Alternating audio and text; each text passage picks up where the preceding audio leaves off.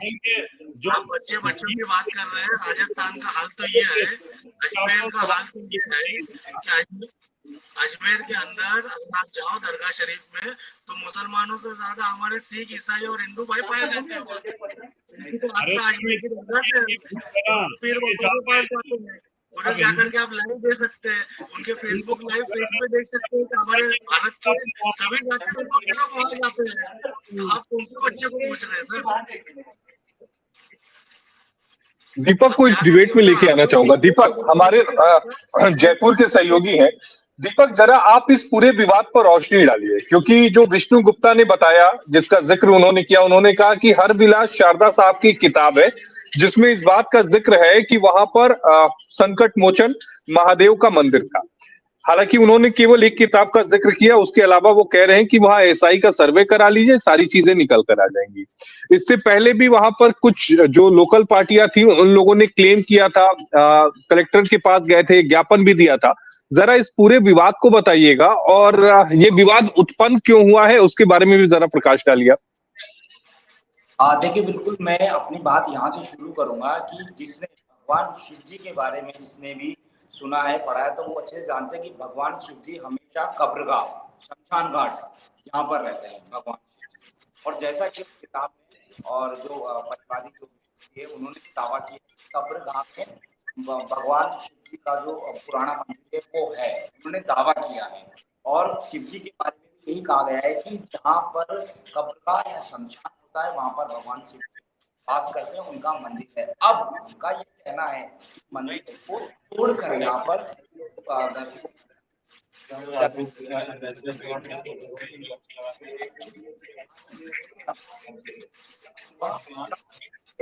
जमीन है वो बना हुआ है। अब दावा है, किताब वो कर रहे हैं। दीपक, आपकी ऑडियो क्लियर नहीं आ पा रही है। आपसे बस ये समझना चाहूंगा कि क्या उस किताब के अलावा भी कुछ है, दस्तावेज है, कोई सबूत है, कोई ग्रंथ है जहां पर इस बात का जिक्र हो कि जिस जगह पे वो दरगाह है वहां पर संकट मोचन महादेव का मंदिर कभी रहा हो? देखिए, अभी तक तो जो किताब है उसका यहाँ पर जो है जिक्र वो किया गया है, लेकिन उसके अलावा कोई खास सबूत अभी तक पेश नहीं किए गए। और जब अगली सुनवाई होगी तो उसमें भी उस किताब का जिक्र किया जाएगा। लेकिन अब वो सबूत क्या कोर्ट मानती है, क्या वो फुल फ्लैश पूरा सबूत यहाँ पर मानती है, वो देखने। लेकिन अजमेर के लोग क्या कहते हैं? देखिए, 1192 में ख्वाजा गरीब साहब वहां पर आए थे और इतनी सालों जो पुराना जो है बहुत बड़ा, सही कह रहे हैं आप, सही कह रहे हैं कि वहां पर हिंदू मुस्लिम हर धर्म के लोग वहां पर आते हैं। तो अभी तक का तो इतिहास ये वहां पर दरगाह है, पुरानी दरगाह है। लेकिन 1192 का पहले का इतिहास का यहाँ पर जिक्र हो रहा है। तो वो 1192 से पहले वहां पर क्या था, क्या वाकई में वहां पर मंदिर था, क्या वाकई उस को तोड़ा गया, तो वो सारे सबूत, ऐसा नहीं है कि परिवार पूरे सबूत को यहाँ पर पेश करने परिवार और की बात है, 1192 से पुरानी बात हो सकती है, तो वहां पर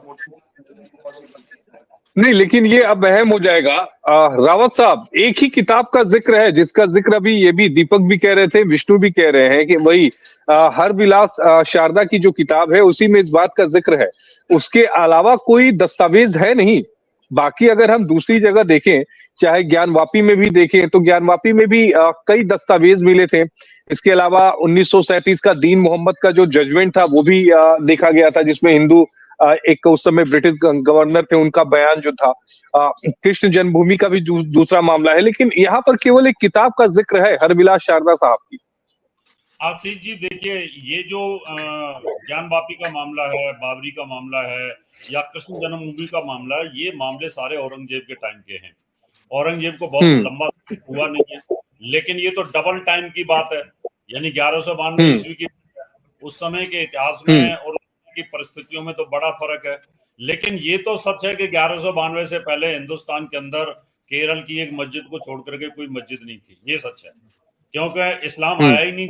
जब इस्लाम नहीं आया था तो ये जो जगह है कहीं ना कहीं हमारी पवित्र जगह थी, और जितनी भी पवित्र जगह है वहीं पर उनकी मस्जिद भी है, कहीं को भी उठा करके आप देख लीजिए। तो इन चीजों को डिनाई नहीं किया जा सकता। अगर इनको ढंग से कोई सर्वे करेगा और ढंग से कोई इस बात को सोचेगा, जैसे कोई सीबीआई इंक्वायरी होती है, प्रकार से कोई इंक्वायरी होती है, तो कहीं ना कहीं दस्तावेज मिल सकते हैं और उससे पहले का इतिहास मिल सकता है। कुछ इतिहास आशीष जी खत्म कर दिए गए, जहां पर ऐसे लगता था कि ये मामला डिस्प्यूटेड है और हिंदू के पक्ष में, उनको तो डैमेज किया गया, और जहां मुस्लिम आक्रामकों की बात थी उसको लिखा गया कि ये तो पक्का है जी अकबर महान था, है ना, लेकिन अकबर की जो क्रूतियां थी और अकबर के दुराचार थे उनको नहीं लिखा गया। तो इसी प्रकार से चिश्ती साहब ने क्या किया, है ना, वो नहीं लिखा गया, उनका कोई अच्छा रहा होगा वो लिख दिया। तो इस प्रकार से हमारी जितनी पवित्र जगह है ना, आप कहीं पर भी जाकर के देखो, वहां पर कहीं ना कहीं मस्जिद, दरगाह, कोई मजार ये बनाई गई हैं, और ये पूरे वर्ल्ड के अंदर है, कोई हिंदुस्तान नहीं है इसके अंदर। पाकिस्तान के अंदर भी देख लो, उस समय तो पाकिस्तान हिंदुस्तान के अंदर ही था ना, वहां की स्थिति देख लीजिए क्या स्थिति रही नहीं है। तो रावत साहब, आप क्या मानते हैं कि पूरे देश में जितनी भी दरगाहें हैं, जितने भी मस्जिद हैं, उनको खोद खोद के देखा जाए कि वहां पर मंदिर था या नहीं? इसमें आशीष जी मैं सबकी नहीं बात कर रहा, मैं अब छोटी छोटी गांवों के अंदर आजकल मस्जिदें बन रही हैं, जहां मेजोरिटी में मुसलमान हो गए, वहां मस्जिदें बन रही है नई नई, अभी 50-100 वर्ष से, उनकी बात नहीं कर रहा। लेकिन जिस समय मुगलों का और आक्रांताओं का शासन था, उस समय पर हमारे जो मंदिर थे, पूजनीय मंदिर थे, उन सब पर इनका हमला हुआ है, उन सबको लूटा गया है, उन सबको तोड़ा गया है, उन सबको रीस्ट्रक्चर करके वहां पर मस्जिदें बनाई गई है। इससे डिनाई नहीं किया जा सकता, जहां जहां उनका शासन रहा वहां उन्होंने पूरी कोशिश की है, कोई अछूता नहीं है। इसलिए लाखों हमारे जो मंदिर है वो सब तोड़े गए, इसको इतिहास को तो कोई भुला नहीं सकता, ये तो सब हमारे सामने है। अब इसमें से बड़े बड़े तो सब हमारे पास ही हैं, जिनका शासन वहां तक नहीं था वो बच गए, और जो इनके आ गए थे उनको सबको इन्होंने डेमोलिश करके वहां पर अपनी मस्जिदें बनाई हैं। जबकि काशी में मस्जिद बनाने का मतलब क्या था, वो मुसलमान तो था नहीं। मथुरा में मस्जिद बनाने का क्या था, ईदगाह बनाने का, वहां तो मुसलमान था ही नहीं। अयोध्या में तो मुसलमान था ही नहीं।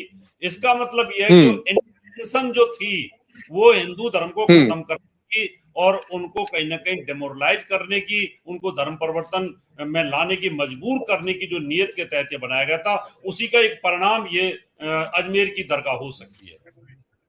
हाजी जुबैर साहब, हालांकि कोई बहुत स्ट्रांग एविडेंस नहीं है, एक किताब का जिक्र जरूर है, लेकिन कह रहे हैं कि अगर वहां एएसआई सर्वे हो जाए तो चीजें मिल सकती हैं, प्रमाण हो सकते हैं, सबूत मिल सकते हैं।